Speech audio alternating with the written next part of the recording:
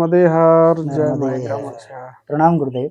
हाँ, गुरुदेव, मन में एक जिज्ञासा हुई, काफ़ी कुछ जगह पर देखा मैंने, लोगों से सुना, लेकिन कहीं भी इसकी उचित जानकारी नहीं मिल पाई। हुँ, धंधा लक्ष्मी की यक्षिणी के बारे में काफ़ी सुना हुआ है, लेकिन इसकी साधना और सिद्धि किस प्रकार प्राप्त होती है?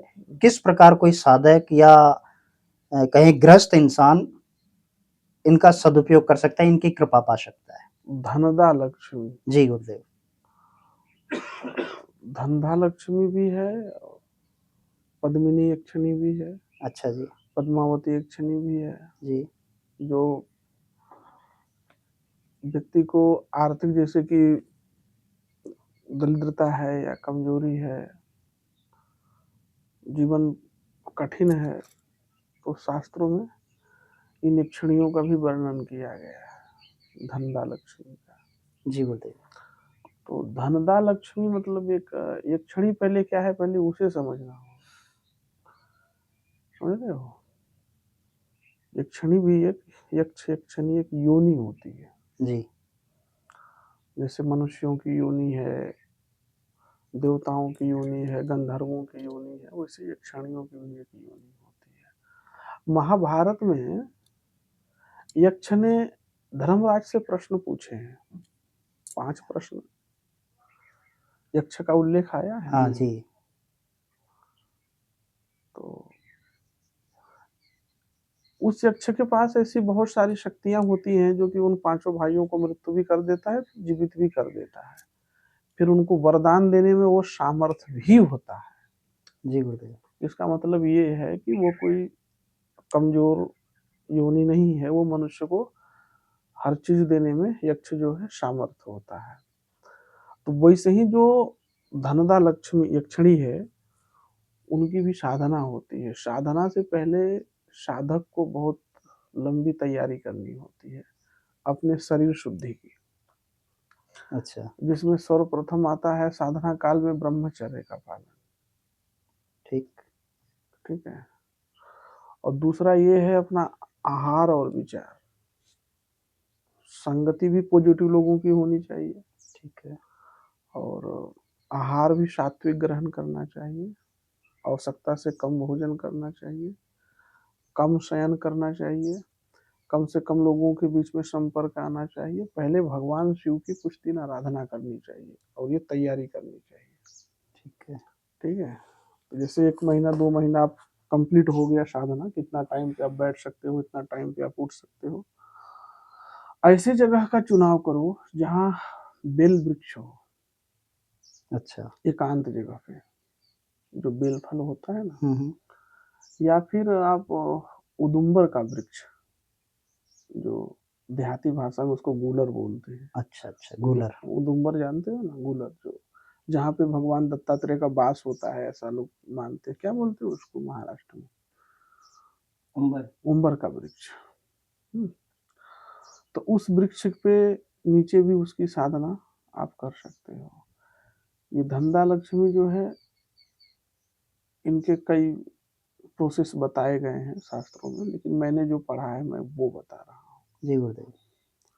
मैंने वो देखा कि वो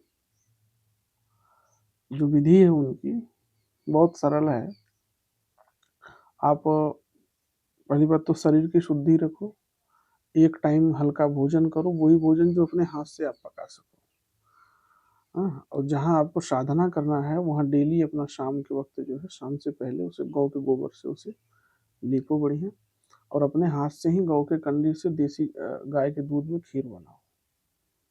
ठीक है। और ठीक है। शाम को वो खीर बना के बस वही खीर आपको ग्रहण करनी। ग्रहण करनी है। और उनका मंत्र है, जो कोई भी मंत्र जो है बिना दीक्षित का ऐसे यूट्यूब पर फेसबुक पर बताने का कोई मतलब नहीं है। जी गुरुदेव। क्योंकि मंत्रम अधीनम देवता, मंत्र वही काम करेगा जो परंपरा से दीक्षित होगा। ठीक है। जो तंत्र दीक्षित है हुँ। उसे वो मंत्र बताकर आप उनसे वो साधना जो उनके सानिध्य में रह के आप कर सकते हो। तो आपको लगभग जो है इसमें जितना अक्षर मंत्र है उतना लाख आपको जप करने हैं 41 दिन में। अच्छा गुरुदेव। ठीक है, संयम जीवन रखना है, क्रोध नहीं करना है।